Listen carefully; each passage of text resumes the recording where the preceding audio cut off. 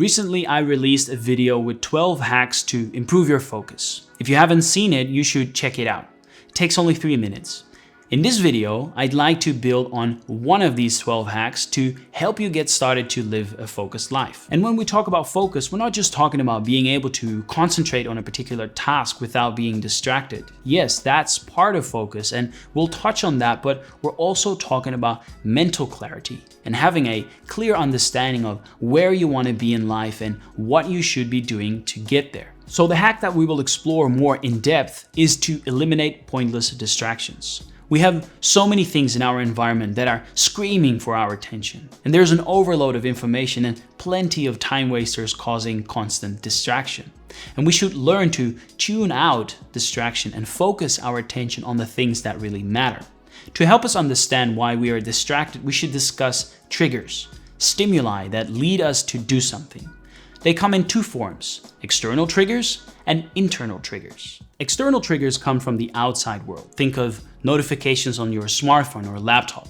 And internal triggers come from within. Think of feeling bored, stressed, overwhelmed. These triggers either lead to traction or distraction. The former pushes us forward and stimulates us to pursue our goals. Distraction does the opposite. It drags us away from our goal. Of course, we can agree that we all want traction rather than distraction. And there's a few things that we can do to win back our attention. Let's start with the internal triggers. Become aware of the things that are most important to you. Identify the things that you deeply value and make a hierarchy of priorities. And this is not an easy task. If done properly, this should take you at least half an hour to start. For example, you can use Warren Buffett's to-list strategy for this. You can do this for particular values, or you can set specific goals.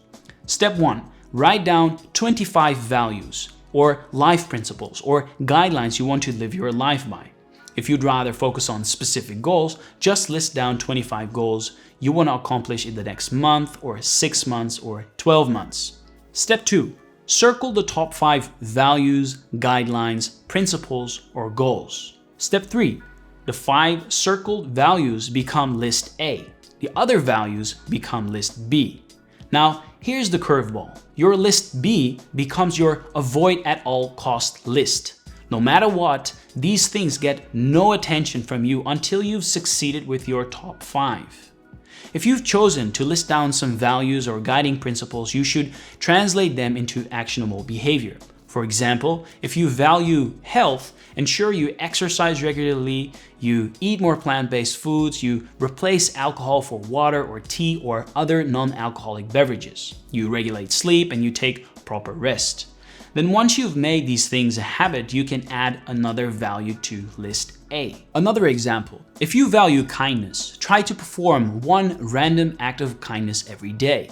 It could be something really easy, such as holding the door for someone, helping someone to cross the road, carry something, smile to someone you pass on the street, or send a thank you note to someone who might have helped you with something. You should frequently revisit this list to update it and check if your behavior aligns with the hierarchy of priorities. When you make this to list, think of the things that you value the most and identify the things that yield big returns using relatively little energy. Think of Pareto's 80-20 rule, or perhaps more realistic, the 60-40 rule. 60% of your work output is generated as a result of 40% of your efforts.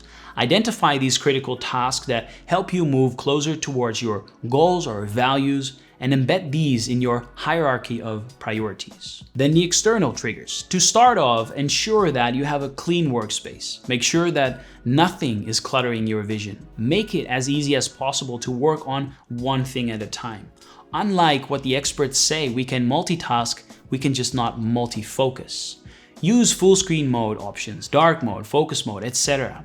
Having a clean workspace doesn't just apply to your physical workspace, it also applies to all the devices that you're using. So to make your digital workspace tidier, we can learn from the digital minimalist. A digital minimalist only uses technology that serves a real purpose, something they deeply value.